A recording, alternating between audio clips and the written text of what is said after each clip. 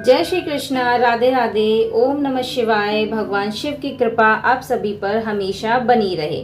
तो आज हम आपके लिए लेकर आए हैं श्रावण मास का अध्याय 2, श्रावण मास का धर्म पालन। तो आइए शुरू करते हैं।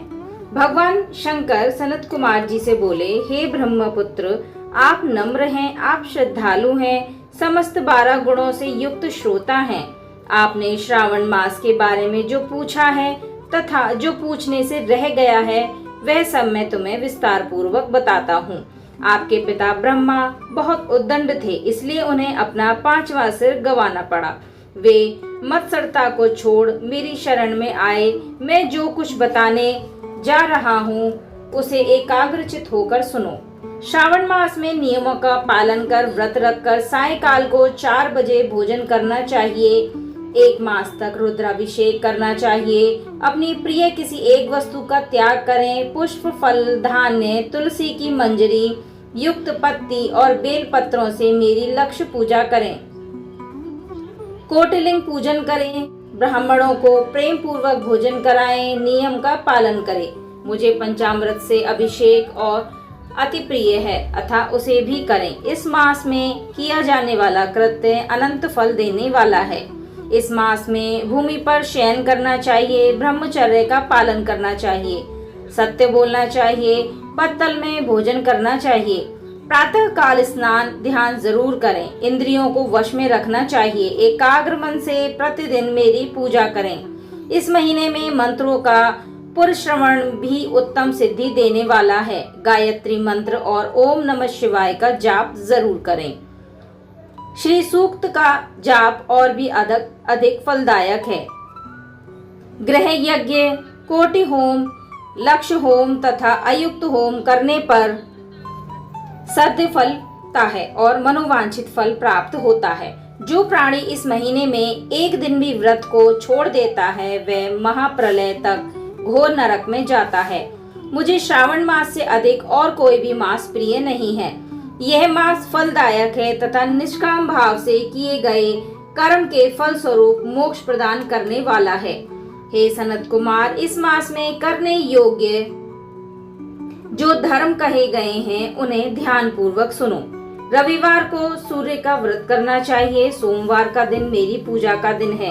श्रावण मास के प्रथम सोमवार से प्रारंभ करके 3.5 मास तक अर्थात कार्तिक मास की अमावस्या तक होने वाला संपूर्ण कामना का अर्ध सिद्धि प्रदाता रोटक नामक व्रत कहलाता है। मंगलवार के दिन मंगला गौरी का व्रत रखा जाता है। बुधवार को बुध का व्रत, बृहस्पति को गुरुदेव का व्रत, शुक्रवार को जीवंतिका देवी का व्रत रखते हैं तथा शनिवार को हनुमान तथा नरसिंह का व्रत रखा जाता है। अब मैं तुम्हें तिथियों के अनुसार होने वाले व्रतों को बताता हूँ। श्रावण मास के शुक्ल पक्ष की द्वितीय तिथि को औटुंबर नाम का व्रत होता है। शुक्ल पक्ष की तृतीया को गौरी का व्रत होता है। श्रावण शुक्ल चतुर्थी को दूर्वा गणपति नामक व्रत होता है। इसे विनायक चतुर्थी व्रत या गणेश चौथ का व्रत कहते हैं। श्रावण शुक्ल पंचमी को नाग पूजन का व्रत रखा जाता है। श्रावण शुक्ल षष्ठी के दिन सुपोदन व्रत रखा जाता है। श्रावण शुक्ल सप्तमी को शीतला देवी का व्रत रखा जाता है। अष्टमी और चतुर्दशी तिथि में देवी का पवित्रारोपण करना चाहिए। श्रावण मास की कृष्ण तथा शुक्ल पक्ष की नवमी को नक्त व्रत का विधान है। शुक्ल पक्ष दशमी को आशा नामक व्रत किया जाता है। कोई कोई मनुष्य श्रावण मास की दोनों पक्षों की एकादशी को आशा व्रत रखते हैं। श्रावण शुक्ल पक्ष की द्वादशी को भगवान विष्णु का पवित्रारोपण करना कहा जाता है। इसलिए इस तिथि को भगवान हरि का श्रीधर नाम से अर्चन उत्तम गति प्रदान कराता है।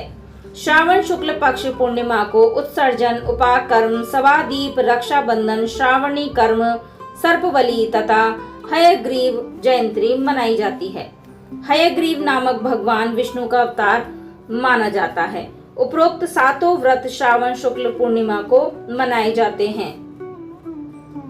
श्रावण कृष्ण चतुर्थी को संकट चतुर्थी, जिसे आम भाषा में संकट चौथ कहते हैं, तथा कृष्ण पक्ष की पंचमी को मानव कल्पादि व्रत रखा जाता है।